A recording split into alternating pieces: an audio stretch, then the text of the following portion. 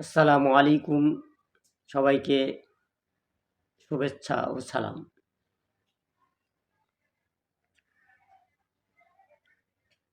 কোটা আন্দোলন থেকে সূত্রপাত,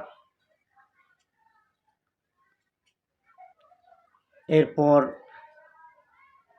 ৮ দফা ৯ দফা, পরবর্তীতে ১ দফা দাবিতে আন্দোলনের প্রেক্ষিতে আমাদের ছাত্র সমাজের পাশাপাশি বাংলাদেশের সকল পেশার মানুষ, সকল বয়সের মানুষ, শিশু থেকে বৃদ্ধ, নারী পুরুষ, বুদ্ধিজীবী, প্রতিবন্ধী,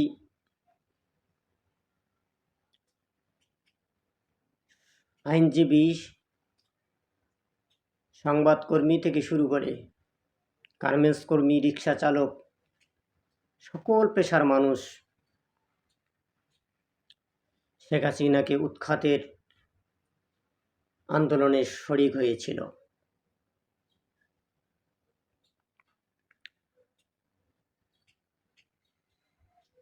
সোমবার ভোর থেকেই যখন সারা বাংলাদেশ থেকে সকল পেশার মানুষ ঢাকার উদ্দেশ্যে হেঁটে রওনা হয়,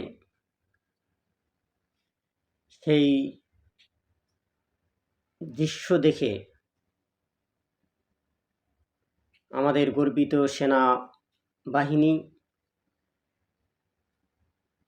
শেখ হাসিনাকে সেই মেসেজ দেন যে আপনার সময় শেষ হয়েছে, আপনি আর থাকতে পারবেন না।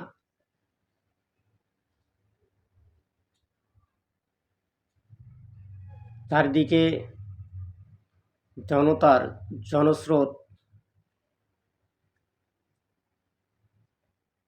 দেখে সেই শেখ হাসিনা দেশ থেকে পালিয়ে যেতে বাধ্য হয়। শেখ হাসিনা যখন দেশ থেকে পালিয়ে গেল, বাংলাদেশে মিষ্টি বিতরণ, যার সামর্থ্য রয়েছে এই সামর্থ্য দিয়ে বিজয় উদযাপন করার চেষ্টা করেছিল। বাংলাদেশের পতাকা হাতে নিয়ে যখন বিজয় উৎসব চলছিল, তখন একদল সুবিধাবাদী, এদেরকে আমি বাংলাদেশের সুনাগরিক বলতে পারি না, সুযোগ সন্ধানী একদল মানুষ সেই গণভবন থেকে শুরু করে সংসদ ভবন, বিভিন্ন থানা, রাষ্ট্রীয় মালিকানাধীন সম্পত্তি, ব্যক্তি মালিকানাধীন সম্পত্তি, মানুষের বাড়িঘর লুটপাট শুরু করে।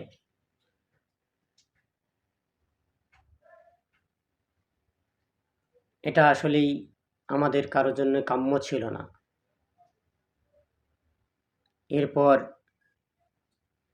আমরা চেয়েছিলাম একটি সুন্দর রাত, যে রাতে শান্তিতে ঘুমাতে পারবো, সুন্দর সকাল, যে সকালে উঠে ভালো কিছুর সংবাদ পাব, যে দুপুরে আমরা পেট ভরে শান্তিমতো খেতে পারবো, শান্তিতে কথা বলার অধিকার পেয়েছি, শান্তিমতো কথা বলবো। কিন্তু প্রেক্ষাপট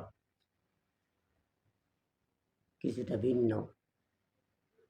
আপনারা শুনেছেন, এর মধ্যেই মোহাম্মদপুর, বছিলা থেকে শুরু করে গ্রামগঞ্জে মানুষ ডাকাতদের উৎপাত থেকে রক্ষার জন্য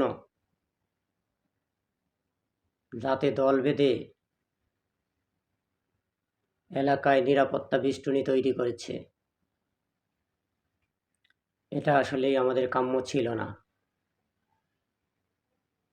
খুনি হাসিনা পালিয়েছে, লুটপাট আহাজারি বন্ধ হবে, মানুষ শান্তিতে ঘুমাবে, এটাই কাম্য ছিল। এখন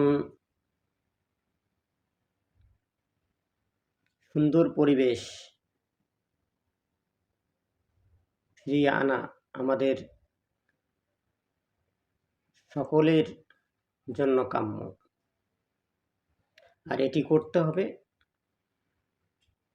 যারা এই লুটপাটের সাথে জড়িত, অগ্নিসংযোগের সঙ্গে জড়িত, তাদেরকে চিহ্নিত করে বিচারের আওতায় এনে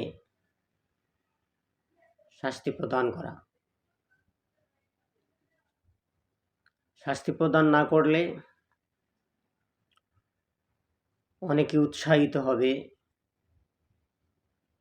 লুটপাট করতে, অগ্নিসংযোগ করতে। আর যদি শাস্তি প্রদান করা হয় তাহলে অনেকেই এই অনাকাঙ্ক্ষিত ঘটনাগুলো ঘটার সাহস পাবে না।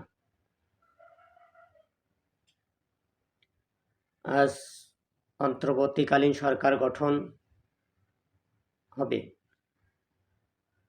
আমি চাই, বা সাধারণ জনতার দাবি, অন্তর্বর্তীকালীন সরকার গঠনের পরই বাংলাদেশের যে দুষ্কৃতিকারীরা যে সুযোগ সন্ধানের আশায় ছিল এবং সেই সুযোগ পেয়ে কাজে লাগাচ্ছে, তাদের দ্রুত আইনের আওতায় এনে বিচারের সম্মুখীন করা। আমরা সাধারণ মানুষ শান্তিতে ঘুমাতে চাই।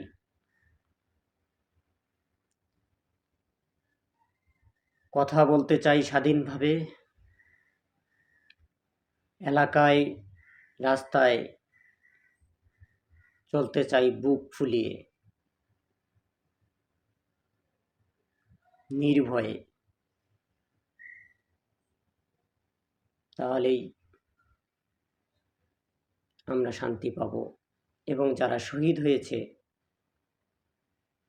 ছাত্র আন্দোলনের, সেই ভাইয়ের আত্মা শান্তি পাবে। আমরা বিশ্বাস করি সুন্দর একটি বাংলাদেশ আমরা পাব। যদিও 2-1 দিনে অনাকাঙ্ক্ষিত ঘটনাগুলো ঘটেছে, এটা সুযোগ সন্ধানীরা, বাংলাদেশে সরকার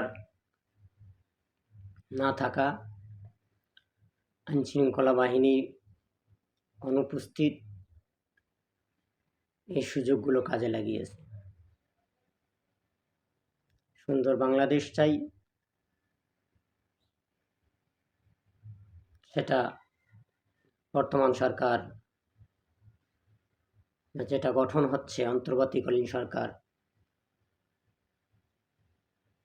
পেশাজীবী, ছাত্র সমাজ, বুদ্ধিজীবী, রাজনীতিবিদ সকলের সমন্বয়ে যে সরকার গঠিত হচ্ছে, এই সরকার পারবে বাংলাদেশকে একটি সুন্দর রাষ্ট্র গঠনের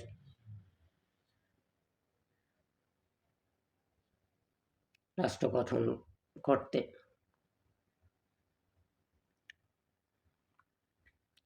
সবাই ভালো থাকবেন, সুস্থ থাকবেন, শুভকামনা।